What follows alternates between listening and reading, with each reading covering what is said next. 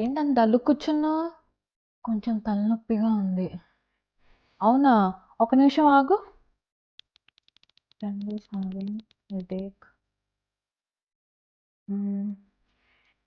హ్మ్. ఓకే. మెడ నొప్పి కూడా ఏమైనా ఉందా? ఆ!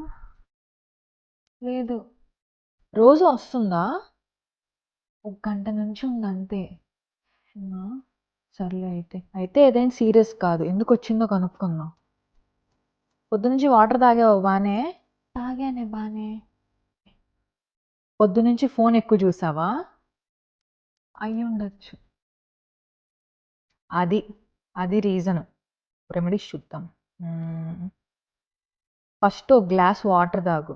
ఆ తర్వాత హాట్ ప్యాక్ కానీ, కోల్డ్ ప్యాక్ కానీ పెట్టుకో తల మీద కాసేపు.